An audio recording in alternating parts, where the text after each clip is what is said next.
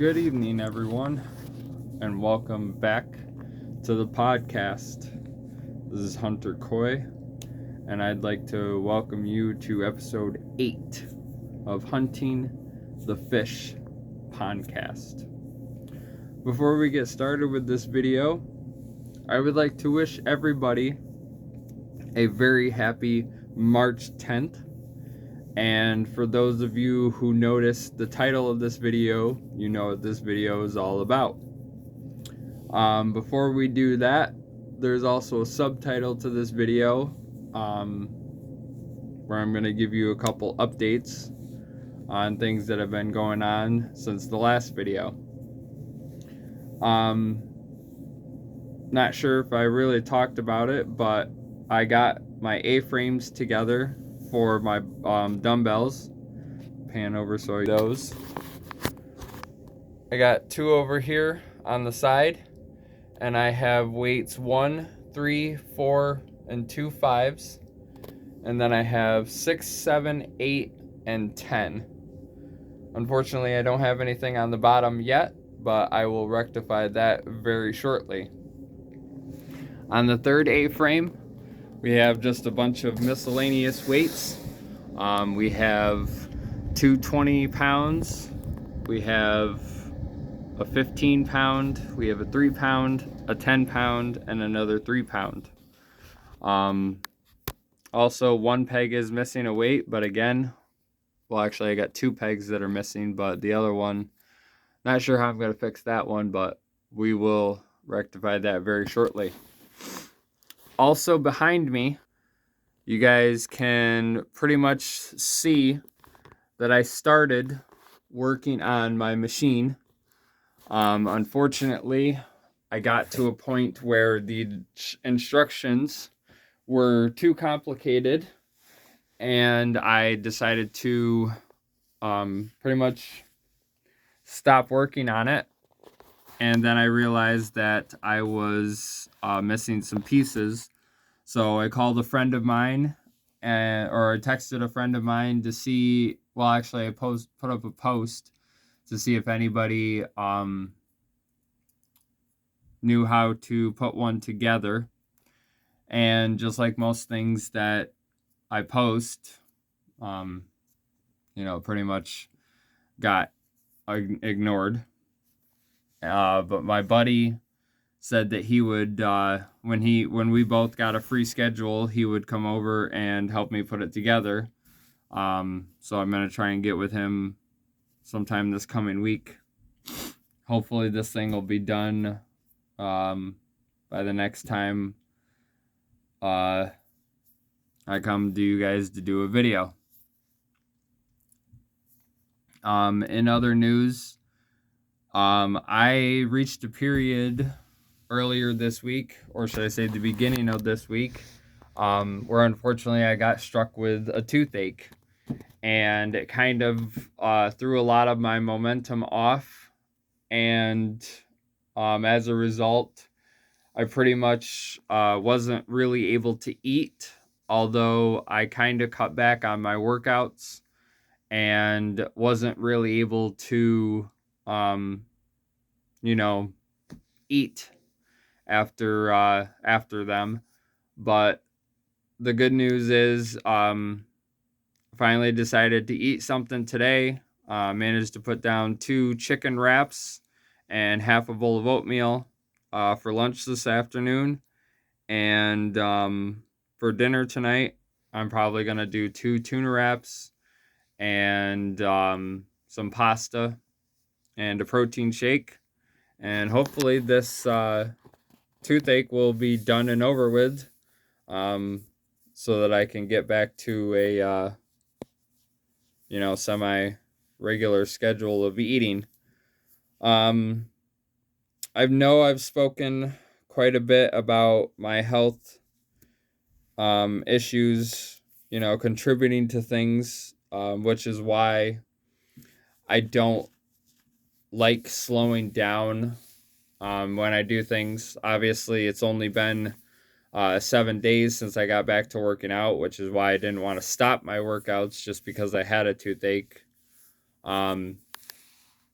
I wish I could figure out, why every time I turn around, um, there's some ailment going on with me, whether it be a toothache, food poisoning, some kind of bodily sickness, or just, something else that hinders me from performing at my full potential. But I'm hoping that with springtime right around the corner, things will start getting better, and, I can go full speed ahead. So with that being said, that's pretty much the update that I got for you. I mentioned in the beginning of this video that today is March 10th. For those of you nerds out there, you know that today is also Mario Day. And I was actually thinking about this just maybe 15-20 minutes ago during my workout. And what better way to celebrate one of the greatest days for video gamers than to talk about some of my favorite video games. But then I also got to thinking that today is not necessarily today, but a little more than a week ago, those of us nerds out there in the video game world lost a very, very important icon. The creator of Dragon Ball and Dragon Ball Z, and the character designer for so many great shows such as One Piece, Final Fantasy, Dragon Warrior, and the video game Chrono Trigger.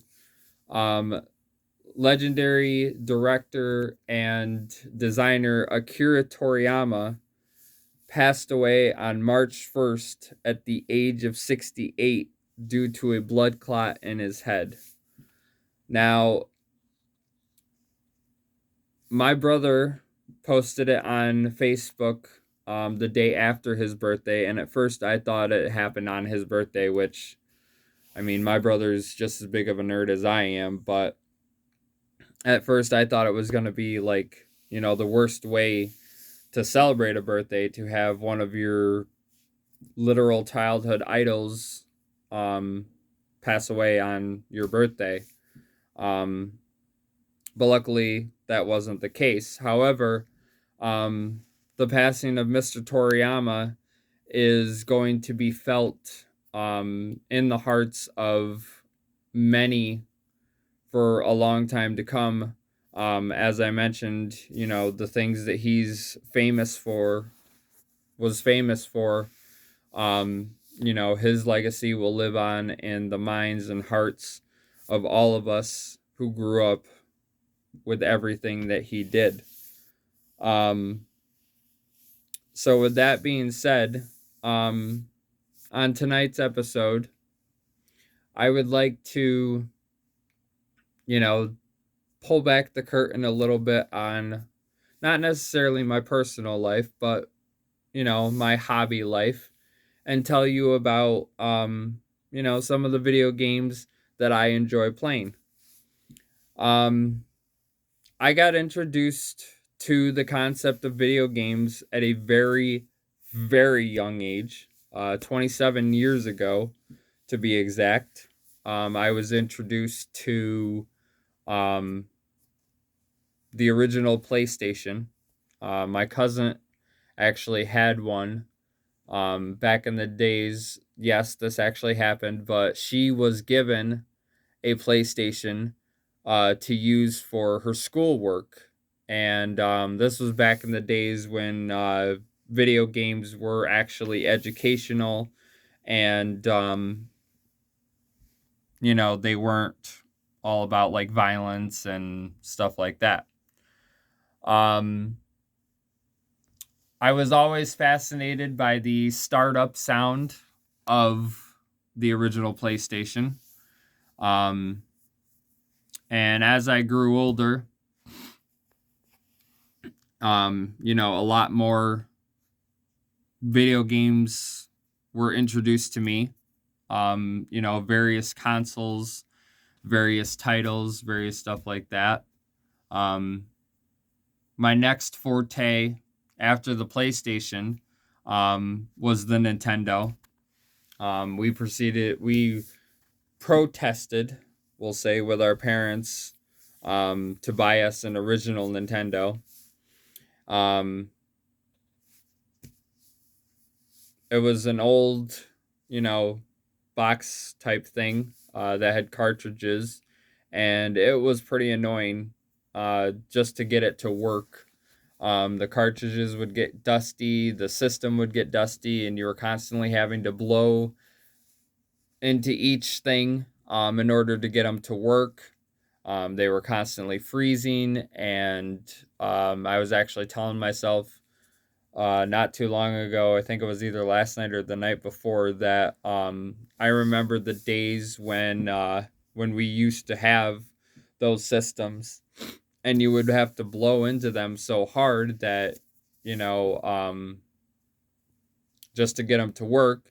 And there was times when they didn't work for so long that they would actually erase all of your data.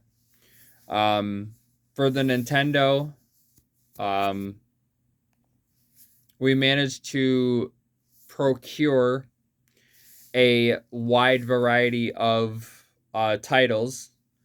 Some that are still in circulation to this day as obviously modern classics. Obviously, the aforementioned Final Fantasy, Dragon Warrior, now called Dragon Quest, Contra. There was obviously Super Mario, the Super Mario Brother franchise. You see what I did there? There was a couple other games that we had, but we had quite a few. And then as we got older, we pretty much went down the line as far as the game systems that we had. We had Sega Genesis, very familiar for the Sonic franchise, and a couple lesser known titles. We had the Super Nintendo, which obviously continued the Mario franchise and also introduced us to, other classic favorites such as the Donkey Kong franchise. And then we moved on to, the more modern game systems such as the N64, which obviously, again, gave us more Mario, gave us classic favorites such as Jet Force Gemini, Gauntlet Legends, Mace of the Dark Ages, introduced Mortal Kombat. I think it was Mortal Kombat 4. And there was a couple other ones that were released for the Nintendo 64. Obviously, it gave us Super Mario 64, Mario Kart, and obviously legendary fan favorites, Legend of Zelda Ocarina of Time and Legend of Zelda Majora's Mask. And classic others. And then after the turn of the millennium, the 2000s, my brother and I got into the handheld region, and we pretty much had to beg for them, but we got various handhelds given to us in the form of the original Game Boy, the Game Boy Color, Game Boy Advance, the Game Boy Advance SP. Obviously, all the handhelds are familiar for, various games. The Dragon Ball Z franchise was first released on the Game Boys. Obviously, Pokemon was first released on the on the handhelds for the Game Boy Advance, Game Boy Color, and pretty much everything after that.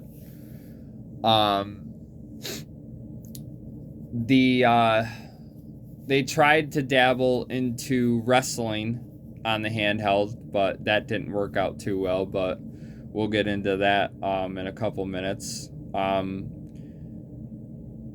The handhelds systems, obviously, they too have evolved over the years, and as they got better, literally better with time, it progressed the world of video games to a whole new level. And fast forward to present day, you still have a ton of titles that are still coming out, from the games that were created back when I was literally a kid. The aforementioned Final Fantasy, Legend of Zelda, obviously Mario Brothers, Pokemon, Dragon Quest, one of my all-time favorites, Resident Evil, Need for Speed is constantly releasing new titles, the Tekken franchise, Soul Calibur, and the list goes on. Video games for me, and this is why I say it's kind of a hobby more than anything else, video games for me have always been a time passer. As you guys know, I use video games for pretty much an escape when I am home and have nothing else to do, or if I am out and about. I actually have games on my phone with emulators that I can play when I have nothing to do. But like I said, I pretty much use them as time passers or boredom reducers. Fast forward to 2000,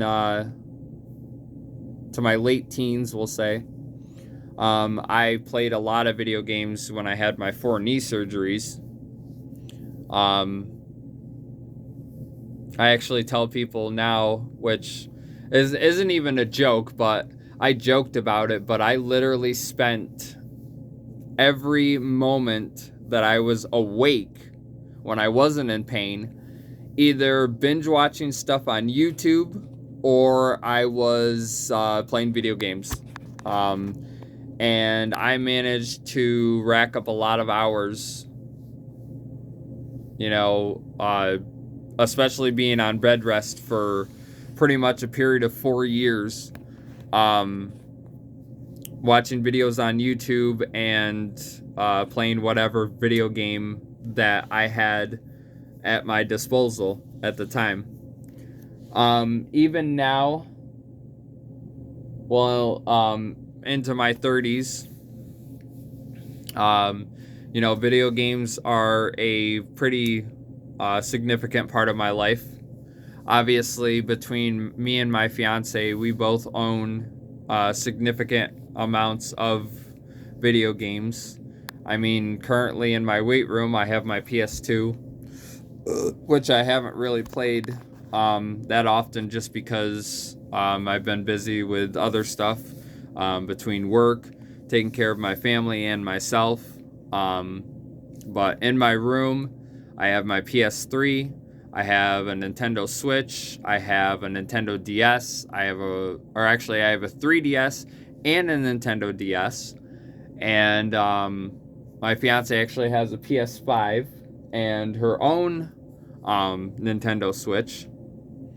And also, as I mentioned, I have the emulators on my phone, so that if I'm out, not home, I have a Game Boy 1, I have a Game Boy Advance 1, and I also have an N64 one, which I don't really play any of those that often because, like I said, I'm usually working or, doing something else with my time when I'm out and about. So that's why I usually keep my video game usage to here at home. because being a gamer for pretty much the last 27 years of my life, I personally feel more comfortable enjoying video games in the comfort of my home. Um, just because, I feel it's a lot more peaceful. Over the years, just like anybody else, I have included various friends and family members into my video game fortes. Um, Obviously, I've invited my brothers um, to play the video games with me. And obviously, a long time ago, I used to have my parents. We used to play video games together once in a while, but obviously, those days are gone. I mean, that's, pretty much, video games are a very essential part of my life. I can't say they're important because if they were, obviously I'd be a streamer, but I'm not, like, I've gotten to a point where I'm not that devoted to video games where I can just play them casually, and then if time goes by where I don't play them, I mean, it's not the end of the world for me, but obviously they're still there for me to jump onto, and obviously for an older gentleman such as myself, experience the nostalgia factor. I wish I could say that I knew how many games I owned, but because of the variety of games that I possess, I couldn't give you an exact number. I can tell you that with the various collection of titles that I have, believe it or not, I have over 1,000, maybe more, video games. And that's only because I have all my physical copies of games. I have two. Is it two or is it three? Well, I have two physical cartridges that are compilation games. The one is a 150 in one, and the other is 200 and something, 274 in one, of like various games, across different systems. And then, of course, on my Switch, for those of you who are familiar with that, they have this new thing on the Switch where you sign up for the membership and you get the Nintendo Switch Online expansion pass, and you can play select titles from what is it? Sorry, my fiance's trying to get my kid to stop jumping on his bed. You can play various titles, or selected titles, I should say. They haven't, unfortunately, released them all, and I don't think they ever will, but you can play various titles from N64, both the original and the Super Nintendo, Sega Genesis. I'm missing Game Boy Advance, Game Boy Color, and the original Game Boy. All on your Switch. I unfortunately had mine just run out the end of February. So that's another reason why I've been holding back on playing my video games. And I am in the works of getting the membership back for both my fiance and I, so that we can get back to the nostalgia factor and have all of those games that are disposable again. So that's pretty much all I got for you guys today. Once again, I would like to say to all the video gamers out there, happy Mario Day. And I think that in recognition of today being Mario Day, that I'm actually gonna go in and find an old Mario game to play, just to show my support of March 10th. So that's all I got today. I will see you on the next trip to the pond.